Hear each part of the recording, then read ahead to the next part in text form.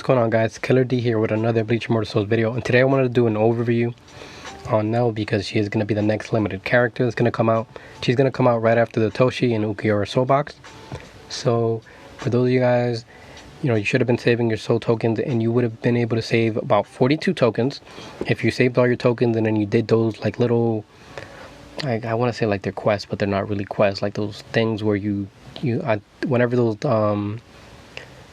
the limited summons or soul boxes came back, they added in this new thing where if you did like 20 elite mode quests, then they would give you a token. So if you did those every day for those 2 summons or 3 summons, you would have had 42 tokens, and then you're gonna be able to easily summon her. But I want to go over her kit because she has a very amazing kit, guys. I already can see the team who she's gonna be a part of, and I'm gonna go over what you guys tell me my thoughts, where she fits perfect in, and then what war souls I'm going to go with her.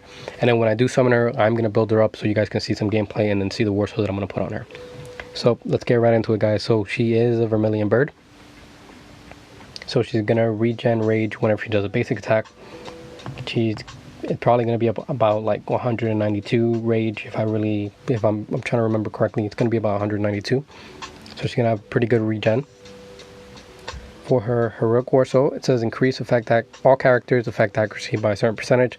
It's either going to be 3 or 4%. As of right now, the only characters that buff effect accuracy is going to be Matsumoto, Yamamoto, and then Orihime. And then you can also buff it by, I want to say it's a spirit relic. I think it's Aizen's spirit relic. So with this one, on top of this one, you're going to have a base stat at like 20% for skill specialty characters. For her talent, it says increase all characters healing received by 3%. That's maxed out, so that means they're going to be able to heal more if they have any self heals. So that's perfect. She's a skill specialty character, so usually they're a bit more tankier than attackers. But if you guys notice, she has an attack strengthen passive. So you're gonna be able to put her in a back line or in a front line. You can put her on either side, and she's gonna do great. Because usually it's attackers that have this passive right here, attack strengthen. I mean, skill specialty characters have them too, but not so often. And then let's go over her skill set. So her mastery skill deals damage to a single target, ignores 50% of the target's defense. So it's almost like a War Soul of the Eye for her mastery skill. That's amazing. You can put the War Soul of the Eye on her maxed out, and she's ignoring 100% of the target's defense, dealing insane amount of damage. That's one of the war souls why I see myself putting her, testing out. And then it says deals additional damage to the target equal to 30% of Nel's attack multiplied by the number of bleed stacks on the target. So you're going to want to put her on a bleed team. You put her on that bleed team, and that mastery skill is going to do even more bonus damage. So yeah, I already see myself putting her with a dot formation, probably a lot of bleed, so she can deal an insane amount of damage. And then it says now restore to HP equal to the damage dealt this way. Okay. And then it says there's a 15% chance to stun the target for 1 round. So she has a stun as well on top of that. Her mastery skill already it's very OP overall, and then they added a stun on top of that. Now let's go over her rage skill. So it deals damage to all enemies, so it's an AoE, plus an additional 120% in bonus damage to the primary target. So what they mean by that is that if you pick like the top character, like the first character that you pick, like let's say it's the front row all the way on the top, that one character right there is going to get 120% bonus damage, while everybody else is just going to get the regular damage. So if you're doing this on a single target, like Aizen boss event, which she's going to be perfect for, she's going to deal an insane amount of damage on this guy. So it says adds bleeding to the enemy targets for 2 rounds, so she has a bleed effect. So you can put Crimson on her, and then that bleed is going to do 75% extra damage. Has a 40% chance to stun, which is the highest in the game as of right now. Second highest is going to be Komamura with a 35% bonus. 35% chance to stun, and that's with the awakened weapon. I think third highest in the game is Renju with a 24% chance to stun with the awakened weapon, but this is not awakened weapon, and it's at 40%. Then when you awaken the weapon, it's going to be even higher, probably like 45. I don't see it going any more than that. So she's going to have a 40% chance to stun, which is amazing. The bleed effect added to targets damages them immediately. So it's almost like the same rage skill that Ishin has, but Ishin will trigger all the dots that that character gets. So for example, if let's say all my units already did the rage skill, let's say we have poison, bleed, burn, all those, and then it comes down to Ishin, he's gonna proc all those bleeds, poisons, and burns with his. They're gonna tick as if a round passed by. So Nel has the same exact thing, but it's only gonna affect her bleed. And then she's still gonna be bleeding for 2 rounds, so that's good. You know, she's gonna be doing a lot of damage. If there is only one enemy on the battlefield, this attack deals 20% of Nel's current HP and damage. So that's insane, because you can get HP pretty high. I think my Byakuya has about 350k health, so I'm gonna try to get Nel up to on par with that, or pretty good. She's gonna be able to do about probably, like, I want to say 70k HP damage if she's at full health, because it does say current HP, and it does say when weapon awakens, the damage, chance to stun, and number of bleed stacks are increased. So I'm gonna do another overview on her awakened weapon when she does come out on my server, and then we can check that out together, guys. As I said, usually skill specialty characters, they'll go either have HP or attack strengthening. She has attack strengthening, so that means you can put her in the back row. She's going to do fine. Or you can put her in the front row. Now for her passive, when the battle begins, inflict bleed on the enemies for 2 rounds. So right off the bat, if you guys seen my Eyes and Bots video, then you can... I would like to think that you guys know that I'm going to team her up with Gin, because Gin, as you guys know, or if you don't know, Gin's passive, if there's any bleeding enemies, the whole team is going to be able to do an extra 10% damage on them. So you team her up with Gin, everybody's already doing 10% extra damage to their targets. And then Gin doesn't have a bad kit. He has a pretty decent kit overall. He's going to buff the overall damage of the whole team. Team her up with Nel, that's 10% right off the bat for 2 rounds. And then by that second or third round, you should have bleed already. So it's just insane amount of damage. After releasing a rage skill, the damage rate of all allies is increased for 2 rounds. The damage rate of all allies is increased by 2 rounds, so that's insane, because Kenpachi is the only other unit that I can think of off the top of my head that has that passive where he increases the damage rate of all allies. And then it says the ally with the lowest HP receives an additional damage reduction bonus for 1 round.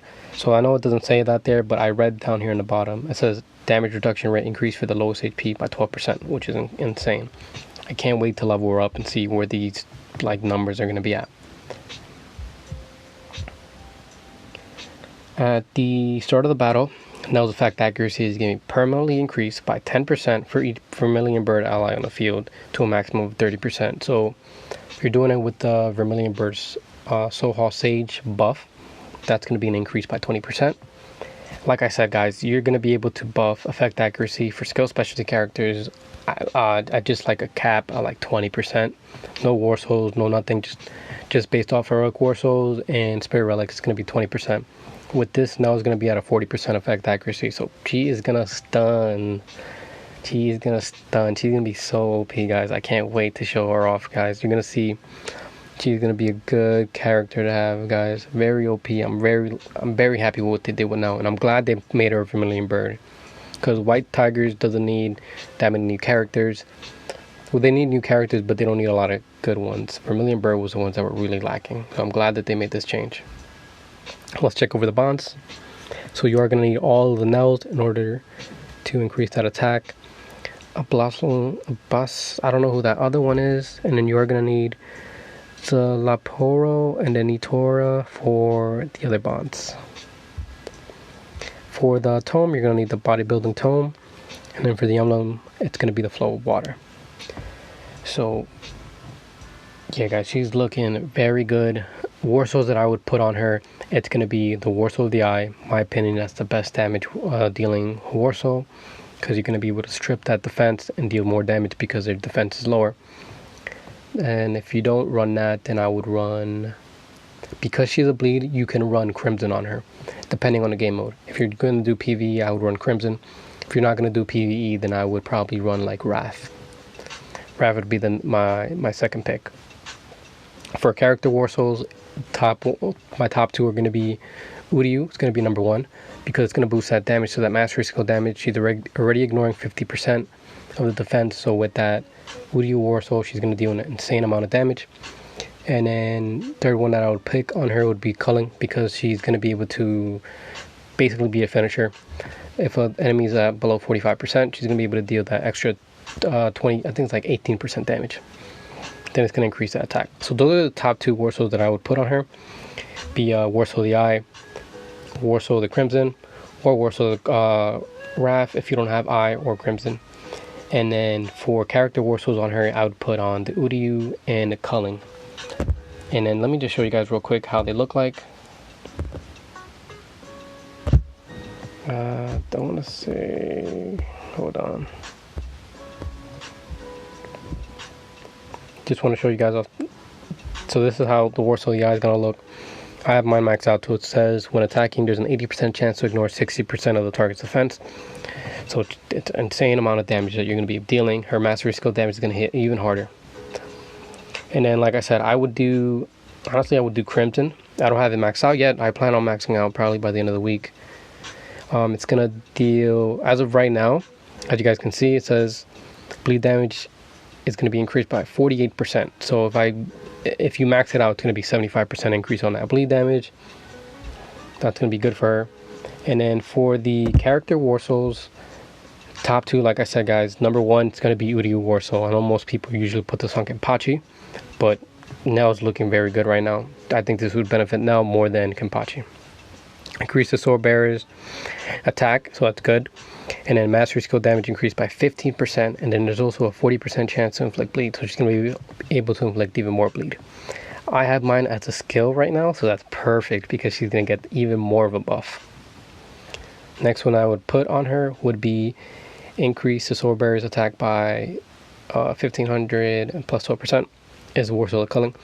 When enemy's HP is less than 45%, the Sword Bearers deals an 18% extra plus 500 extra damage. So basically like a finisher for her, she's going to be able to deal extra damage if they're below 45%.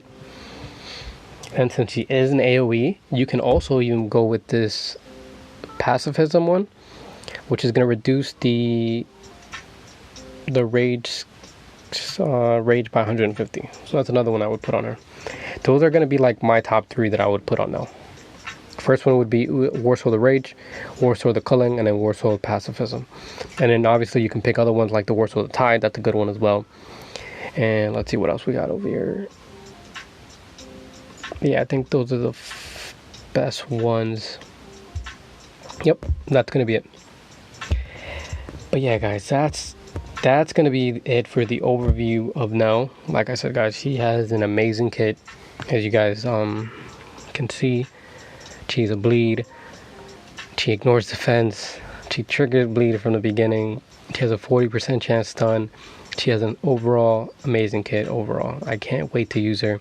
I'm going to have to save up some materials to level up this Heroic War Soul so I can show you guys the effect accuracy on her. Just like base stat. But yeah, tell me what you guys think about Nel. Are you guys excited about Nel? She should be coming, like I said, 2 weeks after the Toshi and Ulquiorra Soul box. So if you're saving your soul tokens from White Ichigo, you should be able to save about 40 to 42 tokens, maybe even more if you get lucky and get some from like the chest from the Sedate challenge. But yeah, what do you guys think about Nel? I would love to hear your thoughts, your plans on formations. Formation wise, I'm gonna put her for PvE. It's gonna be Nel, Ulquiorra, Ishin for the 3 Vermilion Birds. For the Azure Dragon, it's going to be again. And then for the Black Tortoise, it's going to be Mayuri. And for the White Tiger, I'm going to have to test that out because it's going to be either Ichigo, Byakuya, Kenpachi, or White Ichigo. Those are going to be the 4 ones that I'm going to put for White Tigers. That's going to be my formation. And then I will show you how she's going to look maxed out and like leveled up once I get her on Thursday. But yeah, guys. Hope you guys have a good one. If you guys have any comments, questions, please drop them in the comment section down below. And always, guys, have a good one.